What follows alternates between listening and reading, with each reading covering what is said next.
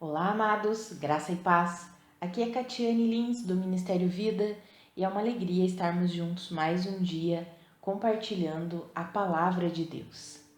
Nós estamos realizando a leitura do Evangelho de Mateus e o nosso capítulo de hoje é o capítulo 14. Eu quero compartilhar com os irmãos um devocional extraído dos versículos 22 e 23. Está escrito assim: Logo em seguida, Jesus insistiu com os discípulos para que entrassem no barco e fossem adiante dele para o outro lado, enquanto ele despedia a multidão. Tendo despedido a multidão, subiu sozinho a um monte para orar. Ao anoitecer, ele estava ali sozinho. Amados, quando nós vemos aqui os versículos anteriores, relata a primeira multiplicação dos pães. E eu fico imaginando o quanto os discípulos ficaram perplexos com tudo aquilo que tinha acabado de acontecer. Afinal, Jesus olhou para eles, os discípulos diziam: Olha, Jesus, a tarde está chegando, vai anoitecer, nós estamos numa região aqui onde não tem alimento para toda essa multidão, eles não têm como comprar alimento aqui, despede eles para eles irem para casa e vão se alimentar em casa. E aí Jesus disse: Não, deem vocês algo de comer a eles. E aí eles dizem: Mas nós não temos nada, o que temos aqui tudo que temos aqui são 5 pães, 2 peixes. E aí Jesus multiplica aqueles pães e peixes, parte os pães e peixes, dá graças e dá aos discípulos, para que os discípulos sirvam a multidão. Então os discípulos vão entregando os pães e peixes, e aí de repente eles veem que sobra ainda 12 cestos cheios de pedaços de pães. Eu fico imaginando o quanto aqueles discípulos ficaram o quê? Perplexos com tudo aquilo que eles tinham acabado de ver, com algo sobrenatural que eles tinham acabado de ver. Com certeza eles não queriam deixar Jesus naquele momento, eles queriam ficar perto de Jesus naquele momento. E esses versículos que eu li com os irmãos, que eu quero compartilhar algo que Deus ministrou ao meu coração, é que logo em seguida disso eles ficaram ali, eu imagino, extasiados com toda aquela situação, aquele poder sobrenatural de Deus manifestado. Todas as pessoas comeram. A palavra fala que foram cerca de 5.000 homens, sem contar mulheres e crianças. Então foi muita gente que comeu, e a palavra fala que todos comeram e ficaram satisfeitos. E ainda os discípulos recolheram 12 cestos de tudo aquilo que sobrou. Então eu imagino que eles estavam ali extasiados, perplexos, queriam ficar com Jesus, queriam conversar com Jesus sobre tudo aquilo que eles tinham acabado de ver, de presenciar, de vivenciar. Mas Jesus, os versículos que eu li com os irmãos, insistiu com eles para que eles o quê? Entrassem no barco e fossem adiante dele para o outro lado. E Jesus despediu a multidão e subiu a um monte sozinho para orar. Nós poderíamos falar sobre os versículos posteriores, que vai falar sobre Jesus vindo sobre as águas, Pedro andando sobre as águas, mas o que me chamou a atenção aqui foi essa situação que Jesus insistiu com os discípulos para que entrassem no barco e fossem adiante dele. Essa palavra no original grego, em outras versões da língua portuguesa, fala compeliu, e essa palavra no original grego é num sentido de quase obrigar alguém a fazer algo. Os discípulos não queriam sair da presença de Jesus, e Jesus basicamente obriga eles: vocês vão adiante de mim, eu vou ficar aqui e vou despedir a multidão, porque depois que eu despedir a multidão tem algo que eu preciso fazer sozinho. E era o que? Orar. Porque tendo despedido a multidão, subiu sozinho a um monte para orar. Amado, Jesus sabia qual era a sua prioridade. E ele não tinha dificuldade nenhuma de estabelecer essa prioridade. Ele não teve dificuldade nenhuma de compelir, de insistir com os discípulos dele para irem adiante dele, porque ele queria ficar sozinho. Ele iria despedir a multidão e ele precisava de um tempo a sós com o Pai. Amados, quantas e quantas vezes nós, por causa das pessoas ao nosso redor, por medo de machucá-las, de magoá-las, ou tentando a aprovação das pessoas, nós deixamos de fazer aquilo que nós sabemos que temos que fazer em Deus, porque pensamos, o que o outro vai pensar, o que o outro vai falar. Mas essa passagem me ensina que nós precisamos estabelecer as nossas prioridades em Deus e não precisamos ter medo de realizá-las, de efetuá-las. E aqui nós não precisamos falar somente de oração. Um tempo de oração, que foi o que Jesus estabeleceu como prioridade naquele momento para ele, é o exemplo que nós temos aqui nessa palavra. Mas nós podemos extrair tudo aquilo que Deus pede para nós fazermos, tudo aquilo que nós entendemos como chamado de Deus para a nossa vida, e muitas vezes nós deixamos de fazer porque pensamos no que os outros vão pensar, no que os outros vão falar, porque não conseguimos estabelecer prioridades. Sabe, amados, nós temos vivido um tempo, quanto mais se aproxima a volta de Jesus, mais e mais esse tempo, o mundo tem ficado cada vez mais agitado, mais frenético, cada um pensando em si, o egoísmo se multiplicando, a maldade se multiplicando. Isso a palavra de Deus nos garante. E é interessante quando o apóstolo Paulo vai escrever para Timóteo, ele fala sobre a característica dos últimos tempos, e ele diz assim que aquelas pessoas teriam aparência de piedade, mas negam o poder de Jesus Cristo, e ele fala sobre pessoas avarentas, egoístas, ou seja, pessoas que se dizem cristãs, pessoas que dizem que têm um temor a Deus, mas na verdade elas só pensam em si mesmas. E nós temos vivido esse tempo. E aí nós precisamos o quê? Diante de tudo isso, estabelecer as nossas prioridades. E o Espírito Santo de Deus quer nos ensinar a estabelecer essas prioridades. Amados, exemplos. O que é prioridade para nós? O nosso relacionamento com Deus. Aqui é o exemplo primordial de Jesus. Qual que era a prioridade dele naquele momento? Ele precisava ficar a sós com o Pai. Assim também acontece conosco. Às vezes, nós precisamos dizer não para alguns convites. Por quê? Porque nós precisamos de um tempo para ficar a sós com o Pai.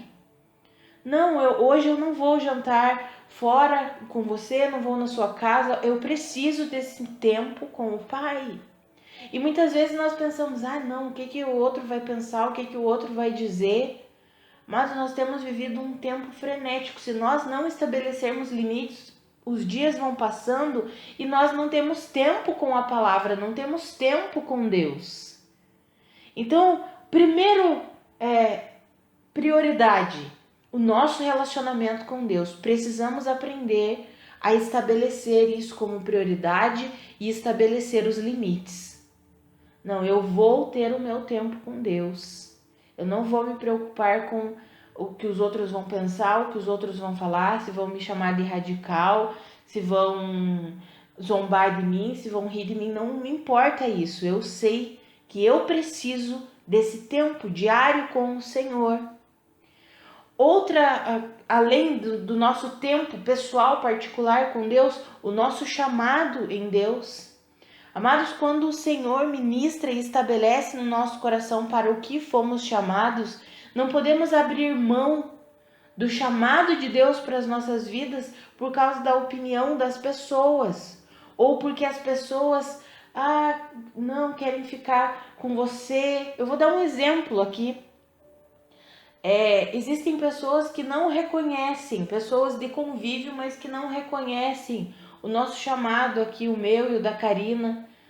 Só grava um áudiozinho lá. E muitas vezes a Karina precisa, nós precisamos o que? Nos posicionar. Não, nós não podemos fazer isso, não podemos ir a tal lugar, não podemos, porque nós temos os áudios para gravar, os vídeos para fazer, nós temos aquilo que nós nos dedicamos, que entendemos como chamado de Deus para nossa vida. Sabe, mas às vezes as pessoas não entendem. Capaz mesmo, para que fazer isso? Não é assim, deixa de lado. Amados, e nós precisamos aprender em Deus a estabelecer essas prioridades. Qual é o seu chamado? Será que você tem estabelecido ele como uma prioridade na tua vida?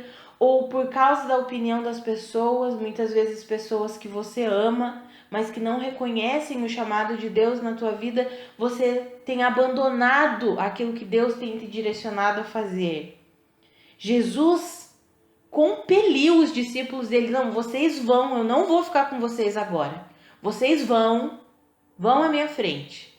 Mas os discípulos com certeza queriam ficar na presença de Jesus, porque eles tinham acabado de ver algo extraordinário. Eles não queriam deixar Jesus naquele momento. Jesus precisou quase obrigá-los a ir. Vocês vão. Por quê? Porque Jesus queria ficar sozinho com o Pai, orando, tendo um tempo a sós com Deus. Amados, e assim é na nossa vida. E a minha oração é que o Espírito Santo de Deus nos ajude, nos dê discernimento e força e capacidade para que nós tenhamos sabedoria de estabelecer as nossas prioridades em Deus.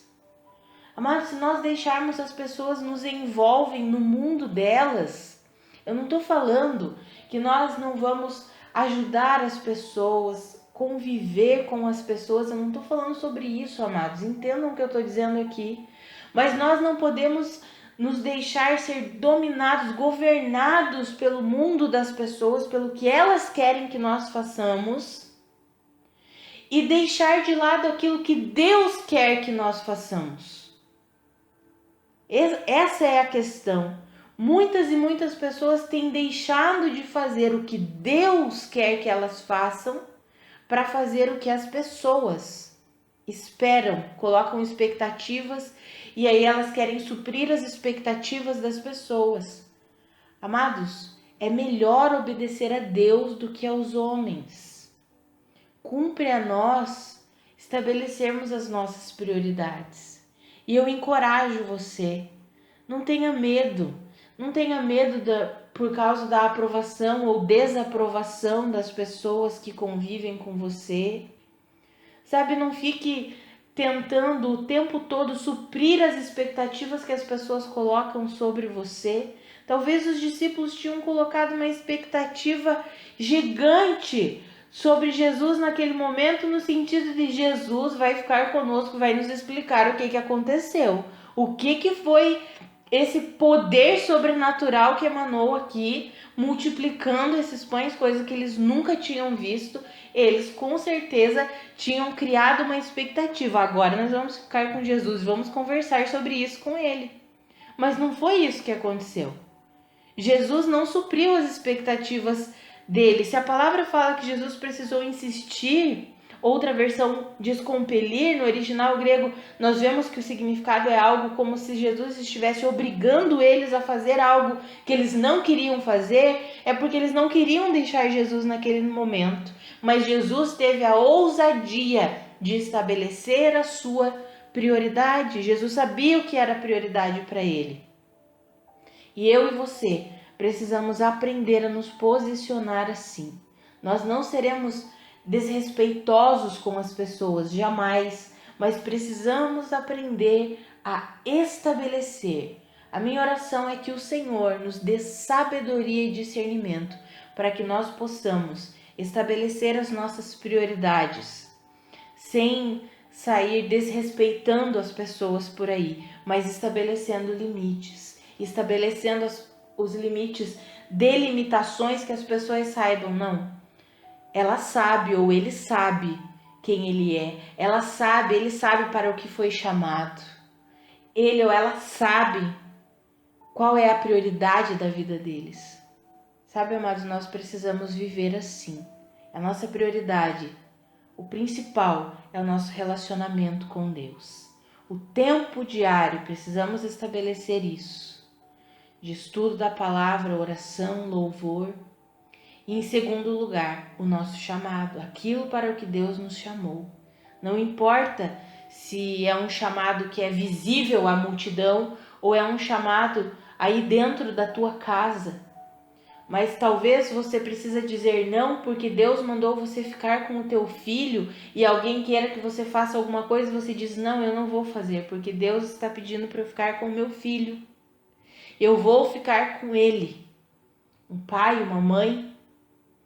Amados, que eu e você possamos ouvir do Espírito a direção que o Espírito tem para nós e que nós possamos, com sabedoria, estabelecer as nossas prioridades em Deus. Vamos orar? Pai, muito obrigada pela tua palavra, muito obrigada pela tua mensagem. A minha oração é para que eu e os meus irmãos tenhamos sabedoria, discernimento, ousadia no Senhor de estabelecer as prioridades que o Senhor coloca em nosso coração. Que nós possamos ouvir a direção do teu Espírito e segui-la. Em nome de Jesus, nos capacita para vivermos assim, Senhor. Em nome de Jesus. Amados, que a graça e a paz de nosso Senhor Jesus Cristo sejam multiplicados sobre a sua vida. Um grande abraço e até amanhã.